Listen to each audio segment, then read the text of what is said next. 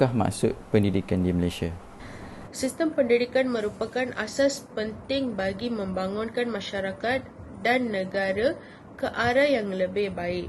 Malaysia merupakan negara yang mempunyai masyarakat majmuk di mana setiap dasar yang dilaksanakan perlu selari dengan keperluan mereka. Dasar pendidikan yang dilaksanakan bukan sahaja bertujuan untuk memberi pelajaran di sekolah semata-mata tetapi sebagai alat yang merealisasikan perpaduan bangsa. Seperti yang kita sedia maklum, apakah itu maksud pendidikan di Malaysia? Jadi, apakah isu-isu yang mungkin berbangkit dalam dasar pendidikan kebangsaan? Seperti yang kita tahu, terdapat pelbagai isu dalam pendidikan kita sendiri. Antaranya adalah struktur pendidikan, akses pendidikan, tenaga pengajar dan juga sasiar pelajar. Perkara ini berlaku kerana banyak kekurangan dalam pendidikan kita sendiri. Perubahan revolusi telah banyak mengorbankan pendidikan yang akhirnya ke arah kehendak sistem-sistem yang telah diwujudkan oleh manusia sendiri. Pada masa sekarang, kebanyakan pendidikan akan dijalankan secara atas talian. Jadi, apakah cabaran yang mungkin akan dihadapi dalam melaksanakan pendidikan secara atas talian ini? Cabaran pendidikan dalam talian, ketiadaan peranti dan jaringan internet yang sempurna di kawasan luar bandar, pembelajaran dalam talian yang bukan real time seperti menggunakan Google Classroom, Zoom dan aplikasi Telegram dan lain-lain, persekitaran hidup murid yang kurang kondusif, memperhatikan jadual waktu pengajaran dan pembelajaran dalam talian secara anjal mengikut tahap murid bagi mengatasi masalah ibu bapa yang mempunyai masalah kekurangan gadget tetapi memiliki anak sekolah yang ramai. Dengan cara jadual waktu anjal itu, anak-anak boleh menggunakan gadget bukan secara serentak. Jadi, untuk melaksanakan pembelajaran abad ke-21, apakah aspek-aspek yang terdapat dalam pelaksanaan tersebut? Jadi, apakah aspek-aspek yang terdapat di dalam pembelajaran abad ke-21? Jadi, yang pertama adalah kolaboratif. Kolaboratif bermaksud seseorang guru mengutamakan pembelajaran secara berkumpulan di antara pelajar-pelajar mereka. Dan yang kedua adalah komunikasi. Komunikasi adalah cara seseorang guru berinteraksi dengan anak-anak muridnya. Dan yang terakhir adalah kreativiti. Kreativiti bermaksud kemampuan seorang pelajar untuk menyelesaikan masalah seperti menjawab soalan-soalan kebat.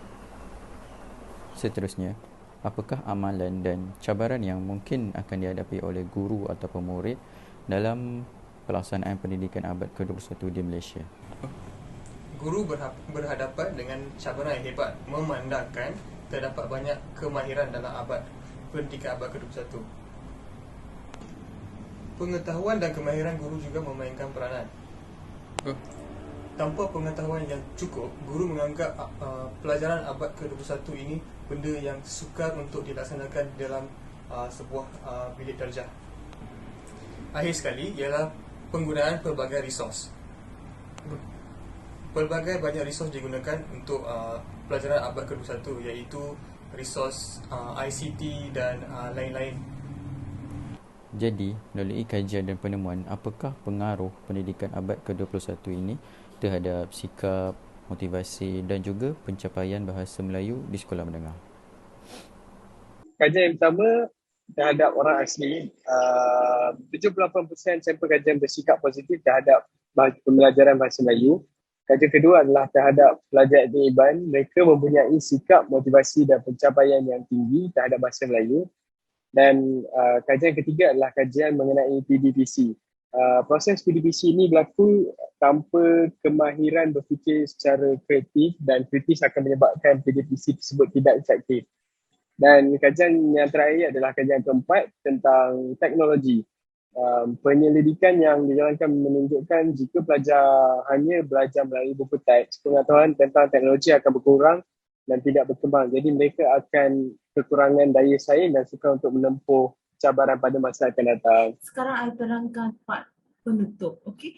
Perkembangan pendidikan di Malaysia ternyata mengalami banyak perubahan, terutama sejak zaman penjajahan hinggalah zaman selepas merdeka. Perkembangan masyarakat sering dengan perkembangan dasar-dasar negara yang sentiasa ditambah baik bagi memastikan keperluan rakyat.